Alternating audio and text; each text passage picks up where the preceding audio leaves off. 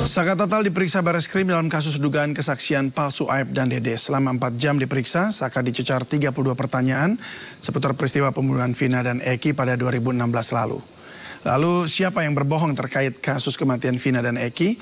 Sudah bergabung bersama kami kuasa hukum Aep Rudiansyah, Elsa Syarif. Selamat malam, Bu Elsa. Belum dibuka audionya, Bu Elsa. Ya, selamat malam. Assalamualaikum warahmatullahi wabarakatuh. Waalaikumsalam warahmatullahi wabarakatuh. Selamat datang dan terima kasih. Dan juga sudah bergabung bersama kami juru bicara Partai Perindo yang sejauh ini terus mengawal kasus ini, David Sitorus. Selamat malam, Bung David Sitorus.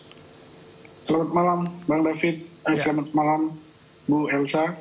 Selamat malam, Pak David. Baik, kami juga telah mengundang kuasa hukum Saka Tatal, namun hingga saat ini belum memberikan respons dan bergabung. Baik, saya ke Bu Elsa. Saka memastikan bahwa tanggal 27 Agustus 2016 ya, saat peristiwa terjadi, ia ada di rumah pamannya Sadikun, kemudian ke rumahnya dan belakangan baru ke bengkel. Jadi pada saat peristiwa yang dikatakan dalam persidangan itu ada lempar-lemparan itu, siapa yang Aep lihat? Iya, pada saat itu ya saya sendiri sama tim sudah melihat ke lokasi di mana warungnya Nining, ya tempat mereka minum-minum dan mabuk, di mana tempatnya warung Madura, di mana Aep dan Dede melihat kejar-kejaran motor itu, lempar-lemparan, dan kemudian seberangnya SMP 11 dan seberangnya juga tempat cuci mobil dan motor, tempat kerjanya Aep dan Dede di sana. Terus kemudian showroom mobil, dan itu jaraknya sangat dekat, jalannya sendiri 6 meter. Dan jika saya duduk di warung itu, Madura itu, dalam keadaan walaupun malam, tetapi lampu di sana terang dan bisa terlihat. Karena itu jalannya cuma 6 meter, marka jalan kan maksimum 2 meter, 2 meter. Jadi itu pinggir jalan, ya dalam jarak cuma 6 meter sudah memang kelihatan mobil atau motor yang lewat di depan mata kita. Jadi saya tidak melihat itu, tidak ada halangan kan. Kalau dibicarakan seolah-olah melihat dari 100 meter, tidak. Saya sendiri lihat dekat sekali itu di jalan itu. Dan kemudian pada saat itu Aep yang dilihat di jalan yang mana persisnya? Di lokasi yang karena di lokasi saya lihat di lokasi. Karena titik dan kami bikin videonya. Oke, ini titik TKP yang kemudian sudah diverifikasi oleh pihak kepolisian? Iya. Yang juga dipersidangkan pada saat dulu, atau yang kemudian ada ada dua titik lainnya gitu? Enggak, itu kita lihat kan sesuai dengan kita lihat dari rekonstruksi ya, foto-foto rekonstruksi, kemudian kita lihat lokasi SMP 11 kan masih ada di situ. Kemudian kita lihat showroom mobil, kita lihat pencucian mobil, motor, dan seberangnya warung Nining, sebelahnya lagi warung Madura. Jadi itu cuma seberang aja. Jadi misalnya si Aep sama Dede kenal dengan mereka tuh karena memang suka minum di warung, makan di warung Nining, makan di warungnya Madura. Jaraknya nggak jauh antara warung 1 dengan warung 2, itu cuman mungkin 20-an meter gitu ya saya lihat. Dan kemudian ya mereka bergaul kan. Kenal atau tahu ya? Apa? Kenal atau tahu saja karena pernah lihat datang begitu? Iya, dia tahu. Dan tahu. Dia termasuk tahu. Pada Saka juga? Pokoknya mereka tahu. Yang menunjuk Saka apakah si Aep atau orang lain saya nggak kurang ingat ya. Tetapi dari yang 8 yang diamankan kan satu itu memang tidak terlibat, kan dilepas yang namanya Aldi ya. Jadi 7. Nah 7 itu apakah Saka ini yang mengatakan aib juga, atau Saka ini yang ditunjuk oleh teman-temannya yang barengan itu dari 7? Karena yang Rivaldi, setelah dikeluarkan Rivaldi itu yang menunjuk Rivaldi adalah mereka-mereka, dan Rivaldi pada saat itu Mereka-mereka itu maksudnya yang 6 terpidana ya? Yang mereka yang 7 terpidana. Di luar dari Saka berarti? Enggak, kan waktu itu ada termasuk Saka kan? Ada 8. Iya kan 8, yang satunya Rivaldi. Rivaldi itu dalam tahanan Polsek Betul. Utara Barat, di mana dia punya kasus yang sama, bukan membunuh tetapi dia mengancam mau melakukan pembunuhan dengan mandaunya. Nah mandau itulah yang digunakan waktu di kasusnya Vina dan Eki. Dan yang mengambil si Rivaldi bukan Rudiana tetapi tim dari penyidik Polres Cirebon Kota. Jadi kan selalu isunya Rudiana itu kan cuma itu pangkat yang rendah sekali, yang dari jalur Bintara. Kalau udah dalam tahanan itu kan memang harusnya Polres. Dan kemudian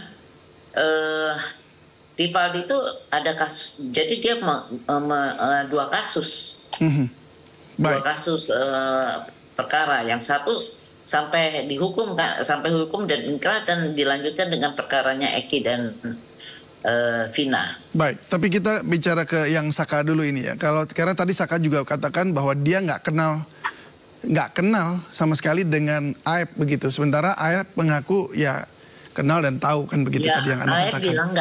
Aep juga bilang nggak kenal, ya. Nggak kenal tapi juga. Aep mengetahui itu bahwa itu adalah Saka begitu, ada di situ. Bukan, dia bilang ini kan waktu mereka diamankan, setelah itu kan mereka diperlihatkan fotonya di ini.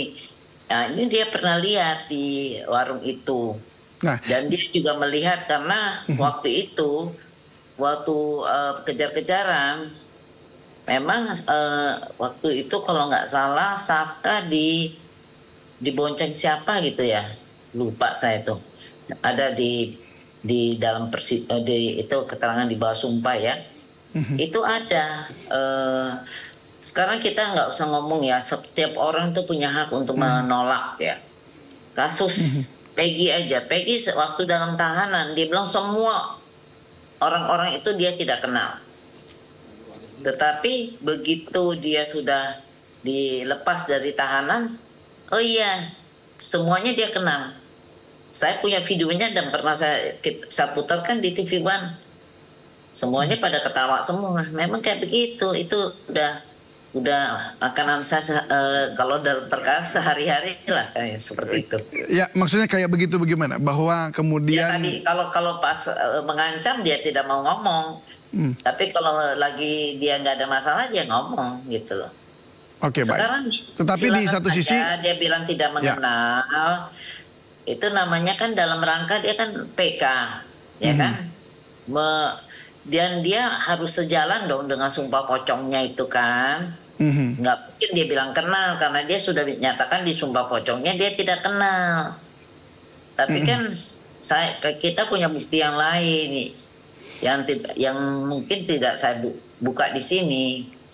Kita punya bukti yang lain, jadi yang menguatkan ya. Baik, dan justru ini yang kita ingin tahu juga ya Bu Elsa, karena Aep kan dinilai seolah-olah ini melihat peristiwa kejadian pelemparan begitu. Tapi ya, dia melihat, ya, dia melihat lempar dan dia ingat orang-orangnya sampai kan mana mungkin 100 meter bisa lihat kan plat.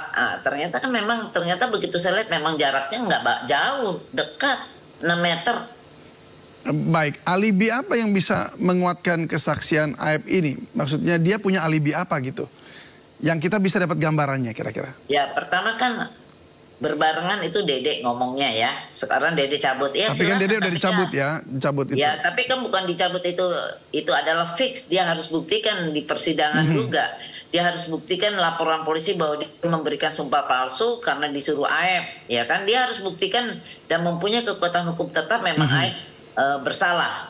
Baru itu jadi novum. Sekarang kan cuma omongan dia di podcast, kemudian dihadirkan di persidangan. Dan kemudian juga masalah alibi yang mungkin untuk menguatkan. Yang belum diketahui mungkin pada bulan Mei 2024 AEP dan Dede diperiksa lagi oleh Polda Jabar Polda Jabar di Polres Karawang. Dan pada saat itu keterangannya Dede masih sama. Dia baru berubah setelah ketemu itu Bapak Deddy Mulyadi. Itu kan ada bukti lagi. Dan kemudian apa bukti lagi? Bahwa itu lempar-lemparan. Ada bukti yang lain, saksi yang lain saya nggak mau sebut. Yang mana saksi itu sudah memberi keterangan di persidangan di bawah sumpah bahwa dia melihat dan malah dia melerai, menghentikan perkelahian itu. Yang waktu itu dia melihat ada perempuan kecil, mungil, yang dia perkiraan dia umur 16-17, masih remaja, dan yang satu laki-laki itu sedang dipukulin. Dia lerai, itu bersumpah dan belum dicabut ya. Nah ini saksi ini ada di persidangan pada saat itu atau hanya memberikan pernyataan? Sidang kok, Mas. Oke, berarti nama-namanya ada dong ya, sudah diketahui publik seharusnya. Dah. Tapi itu siapa namanya? Untuk mau di podcast lagi dibujuk-bujuk untuk cabut lagi seperti Dede. Jadi saya nggak. Siapa yang bujuk cabut lagi nih? Sudah, karena sudah udah didatangi, tapi dia tetap belum tetap cerita pada hal yang sama. Tetap yang sama. Baik. Saya lihat di TikTok itu ditanya-tanya, tapi dia jawabnya begitulah. Saya melihat sendiri dan saya turun dari kendaraan saya melerai. Saya bilang, anak sekolah itu ngapain berantem masuk sekolah? Ayo pulang sekolah. Itu di bawah sumpah. Tapi saksi ini mengenal mereka orang-orang tersebut tidak? Apanya? Saksi yang Anda katakan itu mengenal orang-orang yang dilerai atau tidak? Atau hanya orang lewat saja? Saksi itu hanya tahu karena itu tiap hari rutinitas dia jalan setiap jam yang sama. Baik. 9-10 itu. Baik. 10 malam. Ya baik Bu Elsa. Dia melihat anak-anak muda tapi nama dia nggak kenal. Oke. Baik, sebelum saya ke Bang David Sitorus, kita dengar kembali pernyataan kuasa hukum Saka dalam pemeriksaan hari ini. Kuasa hukum Saka Tatal menyebut bahwa membawa satu koper berisi berkas dan sejumlah bukti kasus kematian Vina sejak 2016 silam. Sebetulnya kan Dede dan Aep kan seolah-olah melihat peristiwa terjadinya pelemparan. Sementara peristiwa itu tidak pernah ada menurut Dede karena dia juga tidak melakukan itu. Dede hanya diminta untuk membuat BAP, memberikan keterangan. Padahal Dede tidak tahu peristiwanya. Kalau ini isinya berkas-berkas semua di 2016. Oke, tambah dikit Pak Tajudin. Iya Pak Tajudin.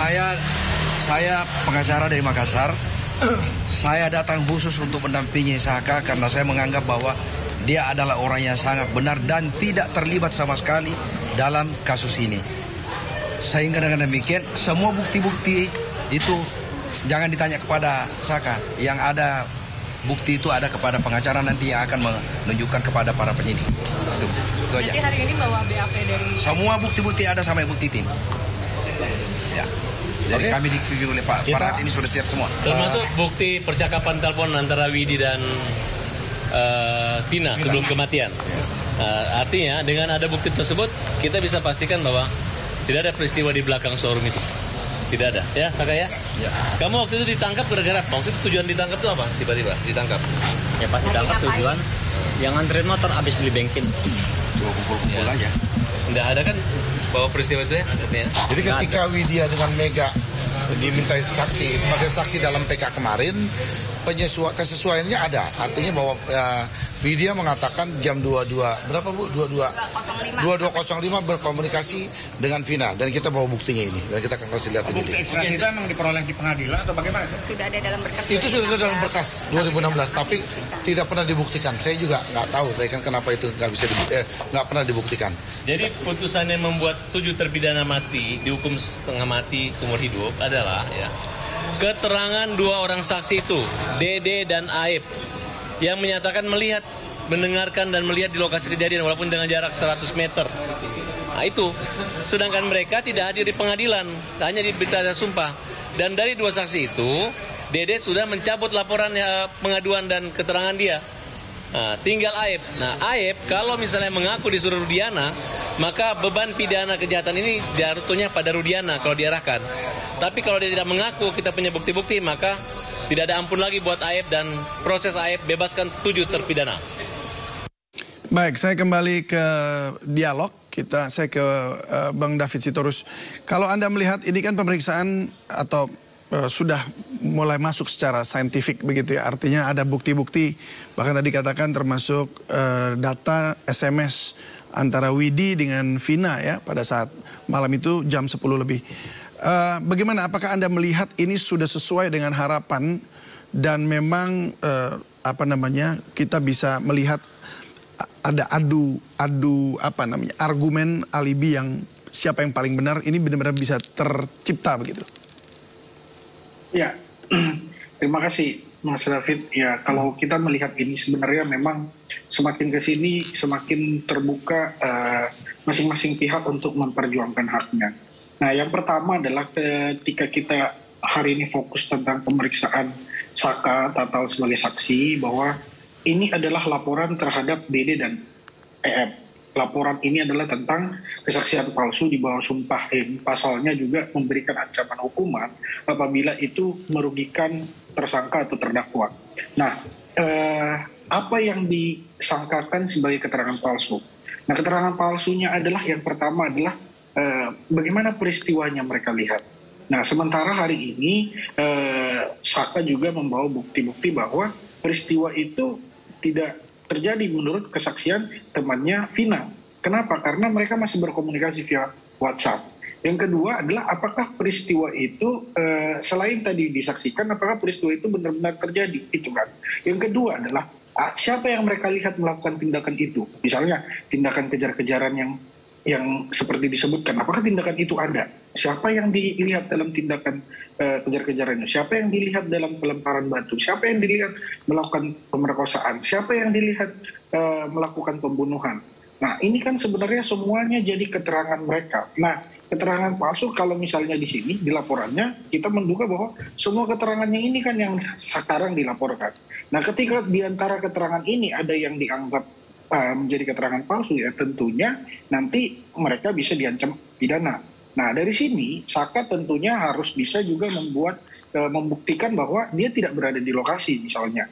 Dia sedang melakukan tugas lain misalnya. Atau yang tadi membuktikan bahwa peristiwa itu tidak terjadi misalnya dengan bukti-bukti seperti chatting yang dilakukan oleh teman Vina bersama Vina sampai jam sekitar 10 malam lewat. Lalu yang berikutnya adalah yang menarik adalah bahwa ketika Dede mencabut keterangannya sebagai saksi, dan hari ini sebenarnya ini bisa menjadi pintu masuk. Kenapa? Karena walaupun Dede mencabut seperti yang dikatakan oleh Bu Elsa tadi, bahwa sebenarnya dia juga tidak terlepas dari ancaman ini. Kenapa? Bahwa berarti dia sudah mengakui, dan seharusnya sebagai seorang dewasa, Dede setelah mencabut keterangannya dia juga mengetahui akibatnya apa. Dan kalau misalnya dia bersedia untuk akibat itu diancam dengan hukuman pidana, ya berarti ya ini kan sebenarnya sudah pengakuan, sudah bisa diambil tindakan.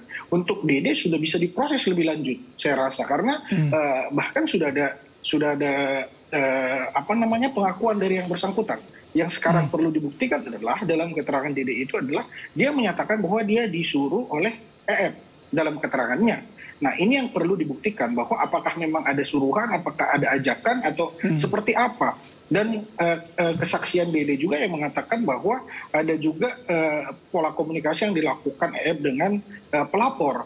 yaitu Ibtu Rudiana. Nah ini yang harus dia buktikan bahwa. Tapi tadi menurut Bu Elsa ada saat ngobrol-ngobrol santai di luar, kemudian Dede bicara bahwa kemudian mengenal juga. Nah tanggapan Anda bagaimana tuh? Yang gimana? Iya. Ya enggak, tadi Bu Elsa, saya masih bertanya kepada Bang David. Tadi kan Bu Elsa sempat menyatakan bahwa ada rekaman yang kemudian sempat diputarkan di sebuah stasiun televisi, bahwa memang saat lagi santai, lagi di luar pembicaraan, terus kemudian Dede mengatakan bahwa dia akhirnya mengenal, tahu kok orang-orang itu gitu. Nah, menurut Anda gimana Bang David? Ini soalnya udah mulai masuk ke arah wilayah yang secara scientific investigation kan kita harus buktikan dengan betul. Ada alat bukti seperti itu. Nah justru itu kan begini, sebenarnya pertanyaan-pertanyaan seperti itu bisa membingungkan. Misalnya apakah mengenal? Ya tentu setelah proses ini tentu bisa saling kenal. Nah kalau misalnya ditanya lebih detail, kapan dikenalnya? Sejak kapan? Sampai kapan? Ya itu mungkin akan tentu bisa jelas perbedaannya. Tapi kan yang pasti adalah apakah sebelum peristiwa itu mereka saling mengenal? Nah itu kadang-kadang orang bingung ketika diberikan pertanyaan apakah kenal.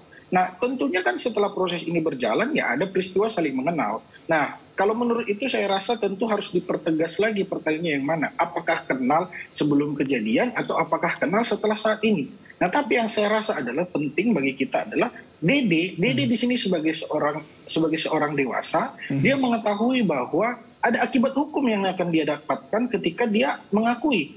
Ketika dia mencabut kesaksiannya, ketika dia mengatakan mencabut kesaksiannya, dia sadar bahwa kesaksian dia di bawah sumpah itu diancam pidana. Dan walaupun dia mengakui bahwa ya dia juga tidak terlepas dari hukuman pidana, yang kita nggak bisa pastikan berapa hukuman yang akan dia dapatkan. Tapi yang pasti adalah kalau misalnya Dede tidak mencabut keterangannya, berarti dia tidak diancam. Dia masih bisa dia masih berkemungkinan tidak terkena pidana karena kalau dia bisa mempertahankan. Tapi yang menarik di sini adalah Dede secara sadar mengetahui bahwa ketika dia menyampaikan ini dia punya ancaman pidana. Ya ini yang menarik. Kenapa belum berani melakukannya? Mungkin saya rasa ada ketakutan-ketakutan. Tapi kita kan tidak bisa menduga-duga. Tapi yang pasti adalah Dede, kita fokus pada Dede. Kalau Dede berani mengatakan mencabut, kalau misalnya yang lain, perbedaan-perbedaan keterangan dia mengenal, tidak mengenal, itu masih kesaksian-kesaksian yang menurut saya itu kan tadi kalau dipertegas pertanyaannya mungkin berbeda jawaban. Tapi khusus mengenai ini, dia melakukan pengakuan. Dia melakukan pengakuan yang dimana ada ancaman pidananya.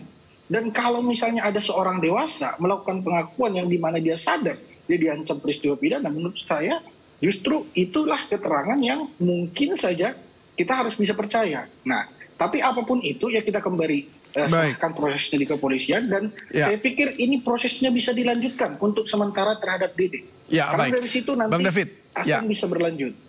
Baik, nanti kita juga akan bertanya itu kepada Bu Elsa, artinya memberikan kesempatan untuk jawaban apakah memang kenal dari sebelum peristiwa terjadi ataukah ya karena kemudian peristiwa itu berlanjut. Tetapi kita akan jeda dulu sejenak, pemirsa tetaplah bersama kami di Sindo Prime.